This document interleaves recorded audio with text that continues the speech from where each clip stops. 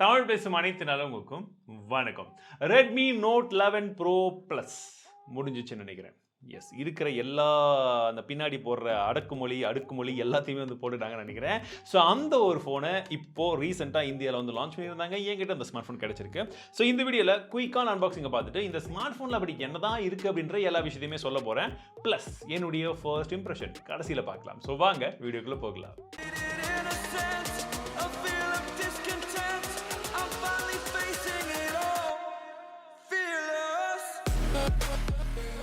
குயிக்கான அன்பாக்சிங்கை பார்த்துடலாம். Box open பண்ணி உள்ள நமக்கு ஒரு குட்டி பேக்கேஜ் இருக்கு. இந்த பேக்கேஜ்ல வந்து பார்த்தீங்கன்னா நமக்கு வழக்கம் போல டிபியூ கேஸ் கொடுத்துருக்காங்க, ஒரு சில புக்லெட்ஸ் இருக்கு, சிம் அட்ஜஸ்டர் டூல் கொடுத்துருக்காங்க. அடுத்தபடியா மொபைல் இருக்கு. அண்ட் மொபைல் இந்த வாட்டி பார்த்தீங்கன்னா ப்ளூ கலர் கொஞ்சம் வித்தியாசமா ஏதோ இருக்கிற மாதிரி தெரியுது. அது என்னன்றது அப்புறம் பார்க்கலாம். அடுத்தபடியா நமக்கு சார்ஜர் இருக்கு அண்ட் டைப் சி கேபிளை கொடுத்துருக்காங்க. கிளாஸ் பாடி தான் யூஸ் பண்ணியிருக்காங்க. உங்களுக்கு முன்பக்கம் பின்பக்கம் ரெண்டு சைடுமே கிளாஸ் தான் இருக்கு. ஸோ எக்ஸாக்ட்லி என்ன ப்ரொடக்ஷன் அப்படின்றத நான் மென்ஷன் பண்றேன், செக் பண்ணிக்கோங்க. வெயிட் அப்படின்றது 202 கிராம் இருக்கிறதா சொல்லியிருந்தாங்க. கையில் எடுக்கும்போது எனக்கு அந்த வெயிட் கண்டிப்பாக ரொம்ப அதிகமாக இருக்குன்ற மாதிரி தான் தெரிஞ்சது. பட் இப்போ அந்த அளவுக்கு ஃபீல் ஆகலை. ஏன்னா வந்து கொஞ்சம் வெயிட் டிஸ்ட்ரிபியூஷன் நல்லா பண்ணியிருக்காங்கன்னு நினைக்கிறேன். பட் ஸ்டில் இட்ஸ் ஹெவி, ஓகேவா? ஸோ வெயிட் கம்மின்னு நான் சொல்லலை. பட் கையில் எடுக்கும்போது எனக்கு பர்சனலி அந்த ஃபீல் வந்து கொஞ்சம் கம்மியாக தெரியுது. இது 200 கிராம் இருக்கிற மாதிரி தெரியல. ஒரு 185 190 அந்த மாதிரி ஒரு ஃபீல் வந்து கிடைக்குது. ப்ளஸ் திக்னஸும் வந்து பார்த்தீங்கன்னா ஓரளவுக்கு தப்பமாக தான் இருக்குது. ரொம்ப ஸ்லிம்மாலாம் எதிர்பார்க்காதீங்க. மொபைலுடைய ஃபிசிக்கல் ஓவர்வியூ அப்படின்னு பார்த்தோம்னா வலது பக்கமாக நமக்கு பவர் பட்டன் கொடுத்துருக்காங்க, ஃபிங்கர் பிரிண்ட் சென்சரும் அதுல தான் வந்து இருக்கு. அண்ட் அதுக்கு மேலே வந்து பார்த்தீங்கன்னா நமக்கு வால்யூம் பக்கம் கீ கொடுத்துருக்காங்க. டாப் சைடில் நமக்கு நிறைய விஷயங்கள் இருக்கிற மாதிரி இருக்கு. 3.5mm ஜாக் கொடுத்திருக்காங்க. செகண்டரி நாய்ஸ் கேன்சலேஷன் மைக் இருக்கு, ஐஆர் பிளாஸ்ட் இருக்கு அண்ட் ஒரு ஸ்பீக்கரும் வந்து கொடுத்திருக்காங்க. இடது பக்கமாக எதுவுமே கிடையாது. கீழ் பகுதியில் நமக்கு sim slot, type C port, primary microphone and speaker கொடுத்திருக்காங்க. சோ இதுல ரெண்டு ஸ்பீக்கர் இருக்கு. பின்பக்க டிசைனை பத்தி பேசணும்னா பார்க்கிறதுக்கு ஓரளவுக்கு டெக்ஸ்சர் மாதிரி இருக்குன்னு சொன்னேன் இல்லையா? ஓகே, மிக்ஸ்டு ரியாக்ஷன் தாங்க. எனக்கு பர்சனல் என்னுடைய ஒப்பீனியனை நான் சொல்கிறேன். அது உங்களுக்கு பிடிக்கும் பிடிக்காது அது வேறு விஷயங்கள். பட் எனக்கு வித்தியாசமாக இருக்க தவிர பர்சனலி எனக்கு இந்த டிசைன் கொஞ்சம் ஒரு மாதிரி தான் இருக்குது. ஏன்னா கொஞ்சம் பார்த்தீங்கன்னா ஒரு அலையாக வந்து போகிற மாதிரி இருக்குது. பர்சனலி கொஞ்சம் அப்படி இப்படி தான் சொல்லுவேன். எனக்கு ஒரு 50% தான் இந்த டிசைன் வந்து பிடிச்சிருக்கு. பட் பார்க்கறதுக்கு சாலிடான ஒரு ஃபீல் வந்து கிடைக்குது. சைட்லையும் மெட்டல் மாதிரி தான் வந்து தெரியுது. அண்ட் டிஸ்பிளே ஃபர்ஸ்ட் பூட் அப் பண்ணிடுறேன். இதோட டிஸ்பிளே ஸ்பெசிஃபிகேஷனை பார்த்தோம்னா 6.67 இன்ச்க்கான ஒரு ஃபுல் ஹெச்டி ப்ளஸ் ரெசல்யூஷன், நமக்கு 120 ஹெர்ட்ஸ்க்கான ரெஃப்ரெஷ் ரேட்டோட 360 ஹெர்ட்ஸ்க்கான டச் சாம்பிளிங்கோட ஒரு டிஸ்பிளே வந்து கொடுத்துருக்காங்க. AMOLED டிஸ்பிளே தான். பார்க்கறதுக்கு கலர்ஸ் நல்லா இருக்கு. அண்ட் குறிப்பாக வந்து பார்த்தீங்கன்னா உங்களுக்கு பீக் பிரைட்னஸ் அப்படின்றது 1200 நிட்ஸ் வரைக்கும் பீக் பிரைட்னஸ் இருக்கு. இது ஒரு 5G ஸ்மார்ட் ஃபோன். ஏன்னா இதில் இருக்கக்கூடிய ப்ராசஸர் Snapdragon 695 அப்படின்னு சொல்லக்கூடிய ஒரு ப்ராசஸர் வந்து கொடுத்துருக்காங்க. Adreno 619 அப்படின்னு சொல்லக்கூடிய GPU இருக்கு. ஸோ ஓவராலாக வந்து பார்த்தீங்கன்னா 7 5G பேண்ட் இதில் இருக்கிறதா சொல்லியிருக்காங்க. கேரியர் அக்ரிகேஷனுக்கான சப்போர்ட்டும் வந்து இதில் இருக்கு. ஸோ இந்த இடத்துல எல்லாமே உங்க தேவையான எல்லா விதமான விஷயங்களும் கவர் பண்ணியிருக்காங்க தான் சொல்லும். பேட்டரியை பொறுத்த வரைக்கும் இதில் 5000 mAh பேட்டரி இருக்கு. 67 வாட்க்கான ஃபாஸ்ட் சார்ஜிங் சப்போர்ட் வந்து கொடுத்துருக்காங்க. அவுட் ஆஃப் த பாக்ஸ்ல நமக்கு Android 11 தான் இருக்கு, MIUI 13 தான் கொடுத்துருக்காங்க. ஏன்றது எனக்கு தெரியல. Because this is one of the biggest. இப்போ நான் வரக்கூடிய எல்லா ஸ்மார்ட்ஃபோன்லையுமே நான் சொல்ல வேண்டிய ஒரே விஷயம் என்னன்னா, Android 12 அவுட் ஆஃப் த பாக்ஸ்ல இல்லைன்னா அது ஆல்ரெடி வந்து பார்த்தீங்கன்னா ஒரு ஸ்டெப் கீழே இருக்கிறதா தான் அர்த்தம். ஸோ இது ஒரு கான் தான், நான் இப்பவே சொல்லிடுறேன். ரேமை பொறுத்த வரைக்கும் 6GB 8GB அப்படின்ற ரெண்டு வேரியன்ட் வருது. LPDDR4Xக்கான ரேம் டைப் கொடுத்துருக்காங்க. ஸ்டோரேஜை பொறுத்த வரைக்கும் 128GB 256GB அப்படின்னு சொல்லக்கூடிய ரெண்டு வேரியன்ட் வந்து வருது. UFS 2.2 ஸ்டோரேஜ் டைப் வந்து கொடுத்துருக்காங்க. ஸோ ஓகே, பரவாயில்ல. இந்த பட்ஜெட் என்ன பட்ஜெட் இன்னும் எக்ஸாக்ட்லி எனக்கு தெரியல. மேபி நீங்கள் ஃபர்ஸ்ட் இம்ப்ரெஷனை பார்க்கும்போது எனக்கு ப்ரைசிங் தெரிஞ்சதுன்னா நான் அப்போ வந்து கவர் பண்ணுறேன். ஸோ அதுக்கு ஓகே அப்படின்னு நினைக்கிறேன். ஏன்னா அவங்க எப்பவுமே அந்த 18 19 தான் இது வரும்னு நினைக்கிறேன். 20,000 ரூபாய் அந்த பட்ஜெட்டுக்கு ஓகேவா இருக்குது. அவ்வளோதான். பின்பக்கமாக கேமராவை பார்த்தீங்கன்னா ஸ்டெப் வச்ச கேமராவாக இருக்குது. ரொம்ப நாளுக்கு அப்புறம் திரும்ப இந்த ஸ்டெப் வச்ச கேமரா வந்து பார்க்குறோம். ஏன்னா கீழே வந்து ஒரு ஸ்டெப் கொடுத்துருக்காங்க, அதுக்கு மேலே ஒரு ஸ்டெப் கொடுத்துருக்காங்க. டிசைன் பார்க்கறதுக்கு நல்லா இருந்தாலுமே இது டேபிள் மேலே வச்சிங்கன்னா கண்டிப்பாக கிடுன்னு ஆடும். ஒரு கேஸை போட்டிங்கன்னா மட்டும் அது கவர் ஆகும். ஸோ ஸ்டெப் வச்ச கேமரா என்னென்ன இருக்குது அப்படின்னு பார்த்தோன்னா 108 மெகாபிக்சலுக்கான பிரைமரி கேமரா, 8 மெகாபிக்சலுக்கான அல்ட்ரா வைட் சென்சார் அண்ட் மூன்றாவதாக 2 மெகாபிக்சலுக்கான பாகுபலி கேமராவையும் வந்து கொடுத்துருக்காங்க. அண்ட் 16 மெகாபிக்சலுக்கான ஃப்ரண்ட் ஃபேசிங் கேமரா கொடுத்துருக்காங்க. நான் எடுத்த ஒரு சில சாம்பிள் இமேஜஸ் பாருங்க எப்படி இருக்கிறத சொல்லுங்க. கேமரா சாம்பிள்ஸை பொறுத்த வரைக்கும் அவுட்டோரில் நல்ல லைட்டிங் எடுக்கும் போது இமேஜ் குவாலிட்டி பார்க்கறதுக்கு நல்லா இருக்குது. நீங்கள் செடிகள் எடுக்கும்போது, பூக்கள் எடுக்கும்போது அந்த கலர்ஸ், ஷார்ப்னஸ் எல்லாமே வந்து நல்லா இருக்குது. அண்ட் பார்க்கறதுக்கு இன்னும் கொஞ்சம் வாவ் நல்லா இருக்கே அப்படின்னு தோணுது. ஏன்னா இதில் எல்லாத்துலேயுமே சேச்சுரேஷன் கொஞ்சம் அதிகமாக இருக்குது. இது நமக்கு தெரியறதில்ல.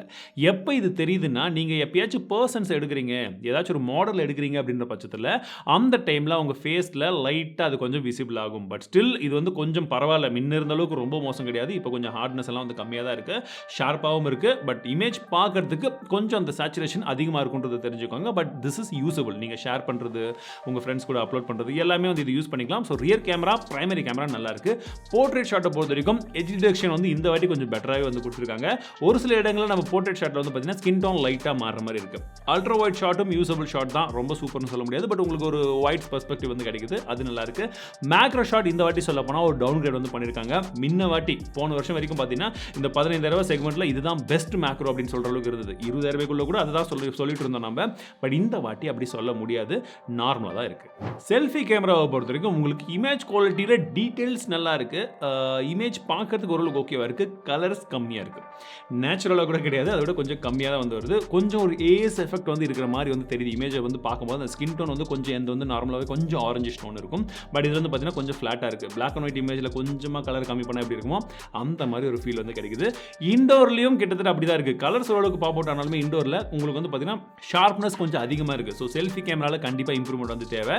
நல்லா இருக்குது, but it's not the best அப்படி வேணால் சொல்லிக்கலாம். ஸோ ரியர் அண்ட் ஃப்ரண்ட் கேமராவை பொறுத்த வரைக்கும் கொஞ்சம் கான்ட்ரடிக்ஷனாக தான் வந்து கொடுத்துருக்காங்க. ரியர் கேமரா நல்லா இருக்குது, ஃப்ரண்ட் ஃபேசிங் கேமரா கொஞ்சம் இம்ப்ரூவ்மெண்ட் தேவை, ஓரளவுக்கு ஆவரேஜுக்கு மேலே இருக்குது. மற்ற விஷயங்களை பொறுத்தவரைக்கும் இதில் ப்ளூடூத் 5.1 இருக்கு, வைஃபை ஏசி பேண்ட் கொடுத்துருக்காங்க, dual stereo speaker, 3.5mm jack, IR blaster போன்ற பல விதமான விஷயங்களை கொஞ்சம் கரெக்டாக பார்த்து கொடுத்த மாதிரி இருக்கு. ஒரு சில விஷயங்களை வந்து கட் பண்ணியிருந்தாலுமே இந்த விஷயங்கள் கொடுத்துருக்கிறது சிறப்பு. பெர்ஃபார்மன்ஸில் ஒரு சில இடங்களில் சின்ன சின்ன லேகை வந்து ஒரு சில டைமில் கேம் பண்ணும்போது நாங்கள் வந்து நோட்டீஸ் பண்ணோம். CPU த்ராட்லிங்லையும் வந்து பார்த்தீங்கன்னா ஒரு சில இடங்களில் ரெட் ஃபிளாக்ஸ் வந்தது. 2-3 தடவை ரன் பண்ணோம், ஓரளவுக்கு ஆவரேஜாக இருந்தது. பட் ஸ்டில் ஏதோ ஒரு இஷ்யூ இருக்குன்றது தெரியுது. ஒன்று. ரெண்டாவது விஷயம் வந்து டீம்மேட் நோட்டீஸ் பண்ணது என்னன்னு பார்த்தீங்கன்னா ஆட்டோ பிரைட்னஸ் சென்சர் அவுட்டோரில் யூஸ் பண்ணும்போது ஒரு சில இடங்களில் கொஞ்சம் அப்படி வந்து சரியாக ஒர்க் ஆகாமல் மாறி வந்த மாதிரி இருந்ததுன்னு சொன்னாங்க. ஸோ இந்த மாதிரி சின்ன சின்ன பக் வந்து இருக்குது, இது அவங்க ஃபிக்ஸ் பண்ணணும்.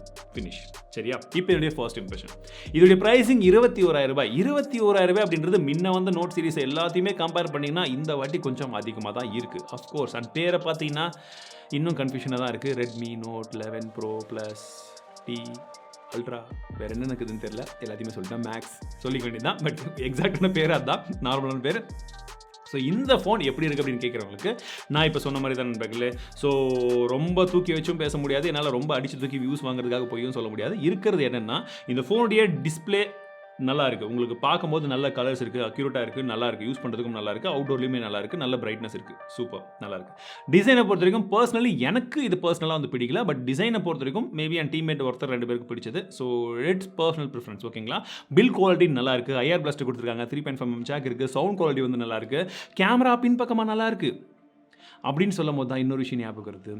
ஏன்னா இதில் 1080 30 FPS வரைக்கும் தான் வீடியோ எடுக்க முடியும், அதற்கு மேலே எடுக்கவே முடியாது. 21,000 ரூபாய் கொடுக்கக்கூடிய அந்த விலைக்கு 21,000 ரூபாய் கொடுக்குறோம் நம்ம. ஆனால் 4K எடுக்க முடியாது.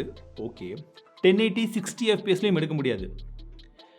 ஏன்னு எனக்கு சத்தியமாக தெரியல. ப்ராசஸர் நல்ல ப்ராசஸர், டிஸ்பிளே சப்போர்ட் பண்ணுது, கேமரா நல்ல கேமரா கொடுத்துருக்காங்க. இது எல்லாமே இருந்தாலுமே 1080 60 சப்போர்ட் பண்ணல, 4K சப்போர்ட் பண்ணல, இது எல்லாமே ரியர் கேமராலே சப்போர்ட் பண்ணலன்னா எங்கே போகிறதுன்னு தெரியல. ஸோ இது ஒரு இஷ்யூ இருக்குது. ஏன்னா ஏகப்பட்ட ஆப்ஷன்ஸ் இருக்குது உங்கள் ஃபோனில். அது வீடியோலேயே நிறைய விதமான ஆப்ஷன்ஸ் எடுக்கிற மாதிரி கொடுத்துருக்காங்க. பட் ஸ்டில் இது ரெண்டுமே இல்லை.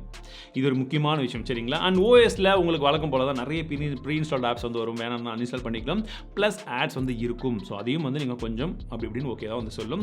பேட்டரி என்னால் இது வரைக்கும் டெஸ்ட் பண்ண முடியல. பட் பேட்டரியில் பொறுத்த வரைக்கும் எம்ஐ இது நம்ம ஆல்ரெடி நிறைய டைம் டெஸ்ட் பண்ணியிருக்கோம் ரெட்மி இது. ஸோ உங்களுக்கு வந்து 5,000 mAh battery, fast charging support எல்லாமே சூப்பர். நெகட்டிவ் பாயிண்ட் அப்படின்னும் போது இந்த ஒரு சில விஷயங்கள் இருக்குது. சப்போஸ் நீங்கள் கேமராவில் ரொம்ப அதிகமான ஃபோக்கஸ் வைக்க மாட்டீங்க, வீடியோஸ் அதிகமாக எடுக்க மாட்டீங்கன்ற பட்சத்தில் மேபி உங்களுக்கு இருக்கக்கூடிய ப்ளஸ் எல்லாம் பார்த்து நீங்கள் இதை வாங்குறதா இருந்தாலும் வாங்கிக்கலாம். பட் நெகட்டிவ் பாயிண்ட் அப்படின்னும் போது இந்த ஒரு சில விஷயங்கள் இருக்குது. CPU த்ராட்லிங் இஷ்யூ ஒரு சிலது இருக்குது. கேமராவில் செல்ஃபி கேமரா கொஞ்சம் ஓகேயா இருக்குது. அண்ட் 1080 60 FPSல எடுக்க முடியல அப்படின்றது இன்னொரு மிகப்பெரிய விஷயம். ஸோ இந்த மாதிரி ஒரு சில விஷயங்கள் இருக்குது. மேக்ரோ ஷாட், மேக்ரோ கேமரா இந்த வாட்டி எதுக்கு கொடுத்துருக்காங்கன்னே தெரியாத மாதிரி வந்து கொடுத்துருக்காங்க. திஸ் இஸ் அட்டர் மோசமாக இருக்குது.